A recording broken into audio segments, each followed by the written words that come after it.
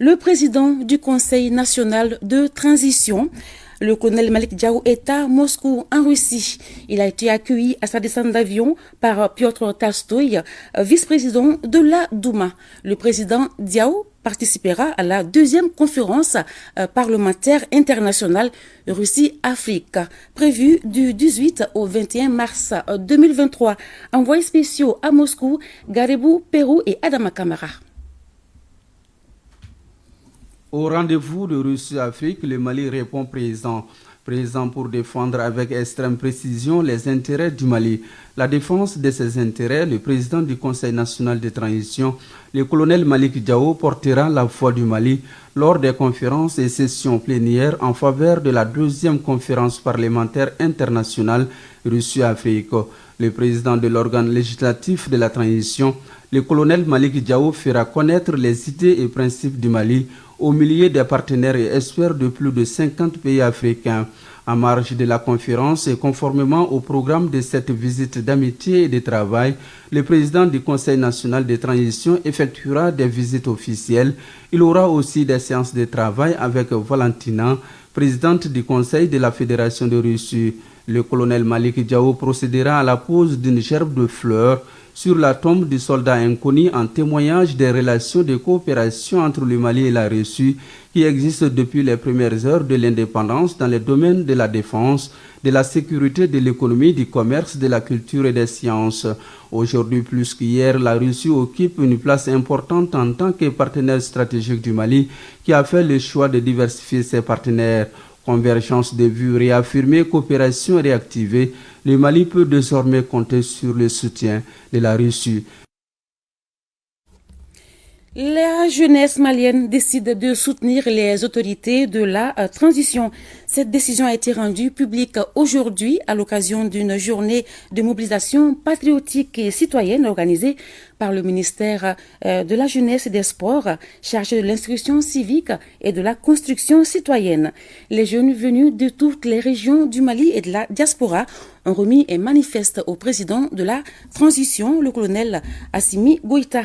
Le ministre d'État, ministre de l'administration territoriale et de la décentralisation, porte-parole du gouvernement qui représentait le président, a salué cette initiative des jeunes. Colonel Abdoulaye Maïga est au micro de notre reporter Mamari Kone.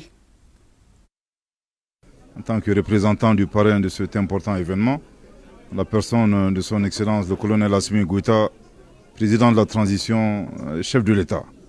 À cette journée de mobilisation patriotique et d'engagement de la jeunesse malienne vivant à l'intérieur du Mali, également de la jeunesse malienne et de la diaspora. Nous venons d'assister à une belle cérémonie.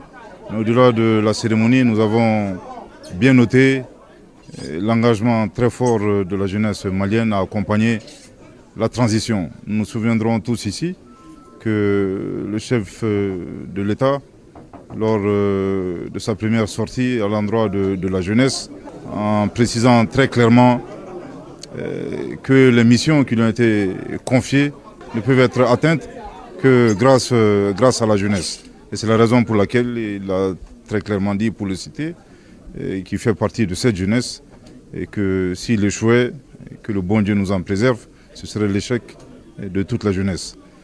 Depuis le 14 janvier, journée de la mobilisation, la grande mobilisation, nous avons vu le rôle important de la jeunesse. Nous venons également de voir aujourd'hui la même mobilisation, pas de la même d'ampleur différente bien entendu, mais nous notons avec satisfaction que la jeunesse malienne est fortement mobilisée grâce à l'engagement du ministre de la Jeunesse et des Sports, que je voudrais féliciter et saluer ici, au nom du parrain de l'événement, son Excellence, le colonel Assimi Goïta, président de la transition, chef de l'État. Je voudrais également rassurer la jeunesse malienne. Nous avons également noté la présence de certains membres du Conseil national de transition. Nous nous tenons à leur côté. Nous avons besoin de leur mobilisation. Et sans cette mobilisation très forte, il est très clair que le Mali croix dont nous rêvons tous pourrait être une réalité. Mais, comme je dis, à l'issue de cette belle fête, je me réjouis de voir la jeunesse mobilisée et engagée, et je suis presque sûr s'il plaît à Dieu, Inch'Allah, Inch'Allah, Inch'Allah, que la mission du chef de l'État sera une réussite pour lui-même, également une réussite pour la jeunesse malienne. Nous reviendrons largement sur cet événement demain dans nos éditions. Vous le savez, le